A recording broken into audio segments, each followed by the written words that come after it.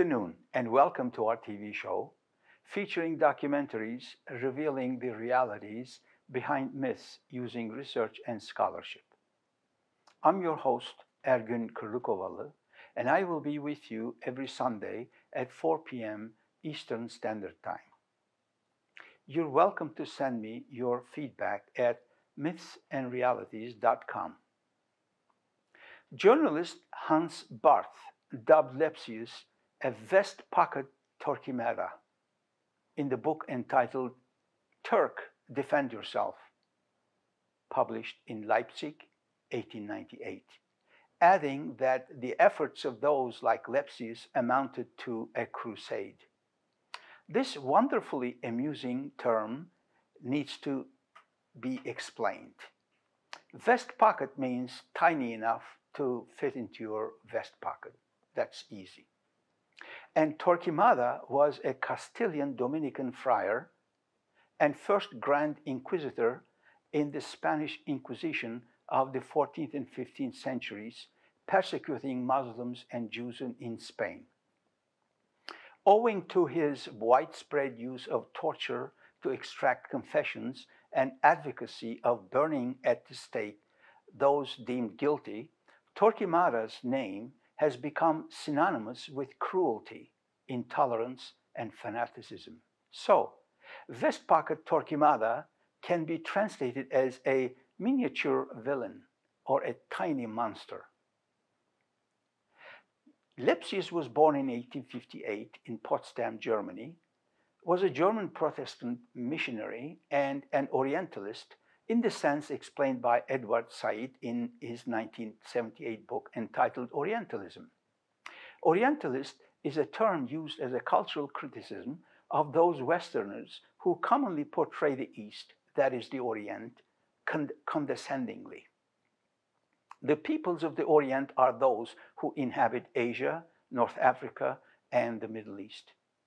Said argues in that book that Orientalism, in the sense of the Western scholarship about the Eastern world, is inextricably tied to the imperialist societies who produced it, which makes it inherently political and servile to power.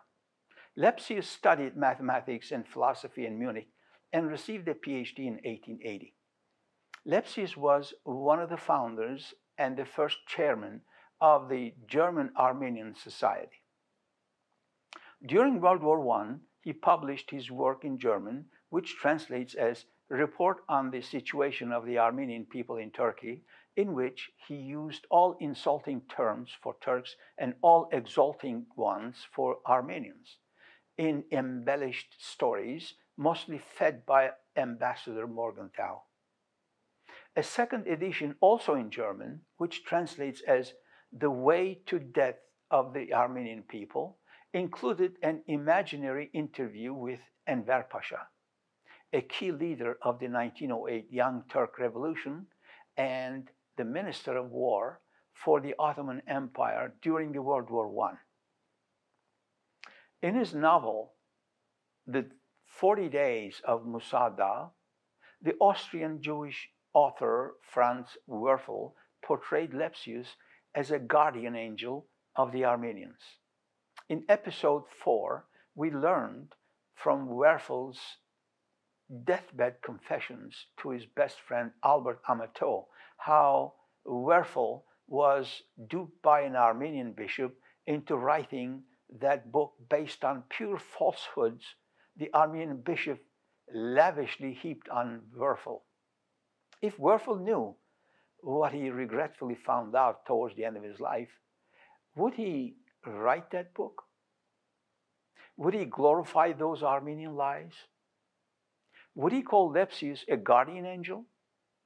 I will leave that judgment up to you, dear viewers.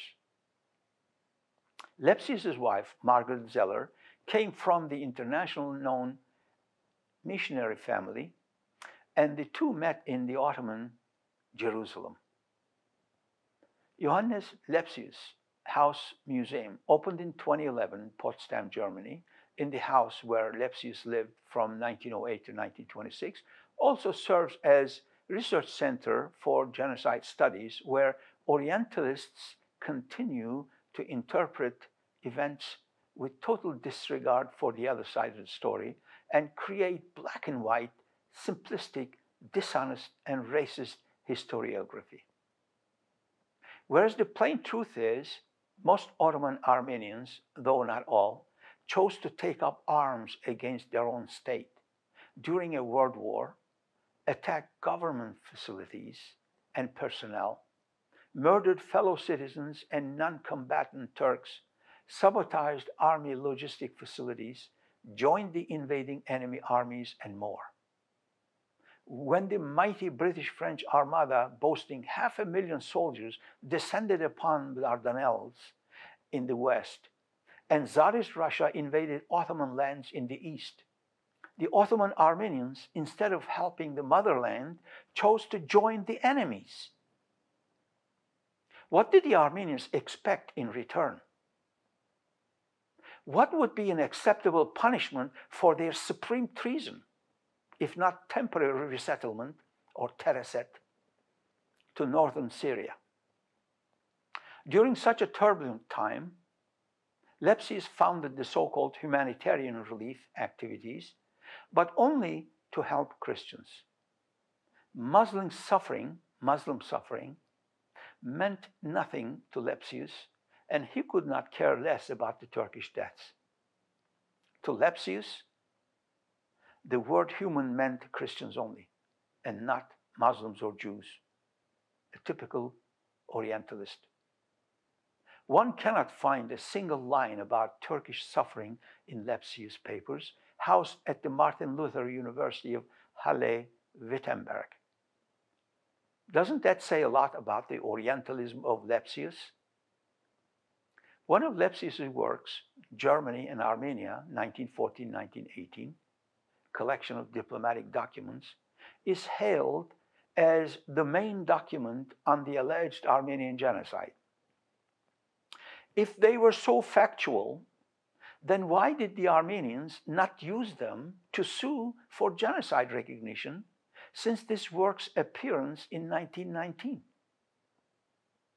If they were so true, then why did the British Crown prosecutors not use them during the Malta Tribunal that started the same year? The short answer is that they all knew the Lepsius documents were part embellishments and part hearsay, none of which could withstand the scrutiny of a competent tribunal.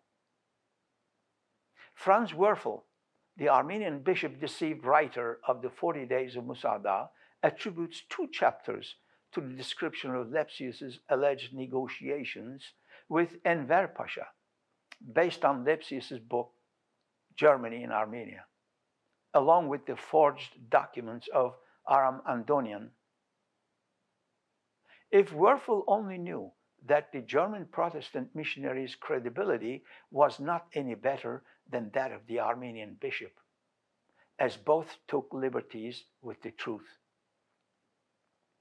Immediately after his report about the Armenian people in the Ottoman Empire was published, Lepsius went into exile in Holland in 1916. According to an Armenian website, he fled to the neutral Netherlands to escape pursuit by the German police. Due to the high regard held for Lepsius, the authenticity of the 444 documents published in Germany and Armenia escaped scrutiny for a long, long time. Only after the Second World War, when the files of the German Foreign Office were made available to researchers of both world wars, some of the documents were discovered to have inconsistencies. A systematic comparison of the documents published in Lepsius' book with the originals from the German Foreign Office revealed that there were a great number of abridgments or even forgeries. They must be attributed to Lepsius, for in the preface, he accepted the full responsibility for the contents of his book. Lepsius often pointed out that he was completely independent from the German Foreign Office. But don't the revelations tell a different story? Trying desperately to save Lepsius's credibility and integrity, the Armenians claim that it was not Lepsius who manipulated the documents, but the German Foreign Office, if you can believe that. Here's a man who constantly emphasized the academic nature of his research, but did not seem to know the first rule of scholarly writing, source edition, when the documents were published. The following excerpt is from the Armenian file, The Myth of Innocence Exposed, by Cameron Grün, pages 220 to 221. The British, I quote, "The British were the leaders among those who were spreading the rumors of Armenian massacres throughout the world, and who were attempting to shape public opinion in that direction during the First World War. The famous Masterman Bureau, which we mentioned in episodes 19 through 22, had created a massacre story by publishing the Blue Book to win over American public opinion and to turn the Islamic world against Turkey." In parentheses, later Toynbee confessed on page 450 of his book Western Question that the Blue Book was British war propaganda, close parentheses. Today, the Armenians attached even more importance to Lepsius's work, as they are aware that the Blue Book was published by the Propaganda Bureau. I think it is important to examine Lepsius's background and his aims. For this reason, let's refer to Frank G. Weber, Ambassador von Wangenheim, the German ambassador to Istanbul, the capital of the Ottoman Empire. Lest other Armenians of the Ottoman Empire attempt to imitate the insurgents of Van, Enver decided to suppress all Armenian schools and newspapers. Wangenheim regretted these orders as deleterious to Germany's cause. The ambassador instructed his consuls to collect any kind of information that would show that the Germans had tried to alleviate the lot of Armenians. These notices were to be published in a white book in the hopes of impressing the Entente countries and German public opinion. German Archives, Band 37, number A.2525. Lepsius was delegated by various Protestant evangelical societies to enter Armenia and verify the atrocity stories at first hand. Wangenheim did not want Lepsius to come. He was as certain that the Turks would charge the Germans some retribution for causing Turks this embarrassment, and Armenian lives would not be spared because of Lepsius's efforts. But Lepsius convinced the Wilhelmstrasse that his intention was not to put pressure on the Turks, but instead to argue that the patriarchal entourage into greater loyalty toward the Ottoman regime. Alleging this as his reason, he got as far as Istanbul, where the Armenian patriarch acclaimed him, but Talat refused him permission to travel into the interior. He had badgered Wangenheim with letters, and the ambassador described his reaction to Lepsius's proposals as something between amusement and scorn. Lepsius had not set foot in Anatolia, had not talked to one single Armenian there. All the information he gathered consisted of what he learned from the Patriarchate and, to some extent, the reports which the American ambassador Morgenthau showed him. If the character of Lepsius becomes questionable, then there goes yet another of their slim sources of genocidal evidence. It is essential to put Lepsius on the same level as the Protestant missionaries and to give the same value to his writings. All are mostly one-sided accounts based on hearsay and embellishments. This is not to minimize Armenian suffering, but it was neither in the scope and depth found in the exaggerated missionary books, nor was it more than the Muslim suffering, mostly Turkish suffering, experienced at the time of war in the same area. Widespread, entrenched Orientalism, prejudice, and bigotry surrounding the 1915 events compel the Western denial of enormous Turkish suffering. When Lepsius returned to Germany, he devoted himself to keeping the German public unsparingly informed about the Armenian massacres. Though the German newspapers were not as cautious of this news as might have been expected and seemed desirable in the interests of the Turkish alliance, Lepsius still preferred to make his disclosures in the journals of Basel and Zurich.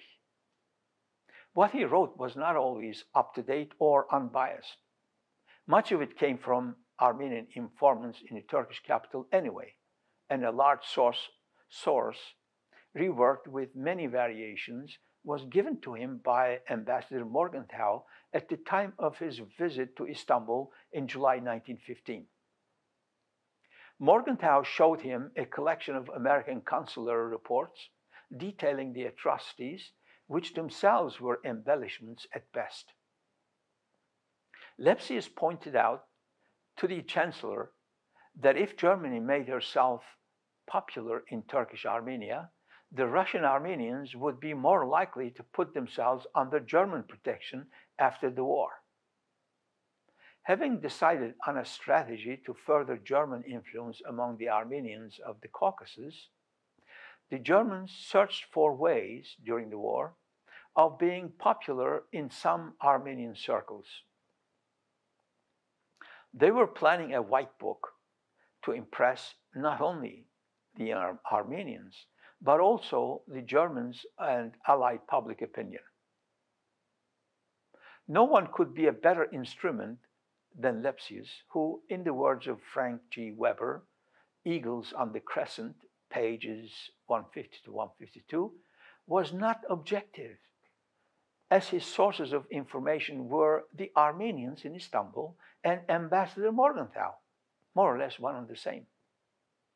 Having dined with Lepsius on August 3, 1915, and received authorization from Washington, D.C., to pass material to Lepsius, Morgenthau was certainly a key source for the Lepsius work, according to Turkaya Atöv in The Armenian Question, Conflict, Trauma, and Objectivity, page 187.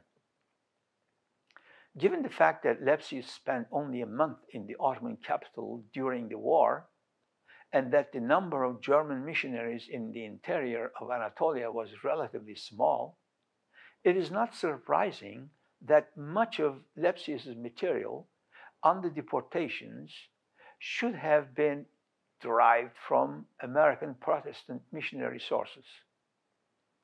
An objective scholar understands that the missionary Lepsius was a bigoted Christian churchman and not a source to be trusted. Lepsius ignored episodes of when Armenians did the murdering. If Lepsius had a dislike of violence to the point where he could not write about it, then why did he go out of his way to repeat, at times with perverse delight, the violent horror stories with Turks brandishing their swords? In 1900, Sir Charles Eliot wrote as Odysseus in Turkey and Europe that these stories were largely the invention of morbid and somewhat prurient brains. Not uncommonly, what Lepsius lacked was the moral fiber to treat people as equals, regardless of religious affiliation. If Lepsius purposely covered up Armenian crimes in order to present a picture of almost complete Armenian victimhood, then what greater proof do we need that Lepsius was not sincere, genuine, or trustworthy, and any scholar who gives credence to his claims is novice at best? Armenophile scholars defend Lepsius by claiming that Lepsius was trying to protect Armenians against the false charge of the German Turkophiles, that the Armenians were terrorists, that the temporary relocations were a security measure against traitors, and that the Committee of Union and Progress was only protecting the Ottoman state. This Lepsius-like bigotry must be exposed. First, why would there have been a good number of German Turkophiles when Germans were raised with the same image of the terrible Turk bogeyman like all Christian European nations? This is a character assassination with which Armenophiles are famous, classifying all those who knew the truth as Turkophiles who would turn a blind eye to Turkish crimes. What these Turkophiles were guilty of was daring to give Turks a fair shake. That does not make one a lover of Turks. The reasons why genocide advocates are quick to label such honorable people as Turkophiles are twofold. Firstly, to discredit them and dismiss their views in an underhanded attempt to stifle debate. And secondly, because genocide advocates can't accept there were people who actually believed Turkish people also had the right to be considered as human beings, not worth less than cherished Christian Armenians. There's a wealth of sources from missionaries, such as the Reverends Dwight and Barton, and even a few Armenian historians, such as Louis Nalbantian, Robert John, corroborating some 53 years of terror spree, including 28 years of the Hunchaks and 25 years of the Dashnaks, coercing their fellow Armenians and causing nearly the entire community to turn traitor against their Ottoman nation. The temporary resettlement, or Tereset, was certainly a security measure against those Armenians who fought by the side of the Allies on all fronts and were belligerents de facto, as Bogos Nubar admitted in his letter to London Times. In short, traitors. When one deals with traitors who are fighting on the side of the invading enemy, it becomes the duty of any government to keep the national security and unity and peace by subduing the rebels. It was the Armenians who fired the first shot, and it was the Ottomans who struck back. Self-defense on the part of a nation is obvious. The difference is the Ottoman Turks endured a half year of Armenian treachery after the war was declared, as at war's outset at Sarıkamış and Van, before reluctantly deciding upon the Tereset. Other nations used Tereset also, but proactively, targeting suspicious minorities before they have had a chance to become traitors, as with the USA and Canada versus their innocent Japanese during World War II, and as with Britain versus their innocent German men in 1914 during World War I. Those who enlist propagandistic sources such as Lepsius to write history become propagandists in turn. Will this information help the Armenophile scholars to ditch their bias and finally see the plain truth? Will it compel the Armenians to open their archives and accept the Turkish-American offer of civilized dialogue and reasoned discourse? Please join me next week to find out. Thank you, and see you next week.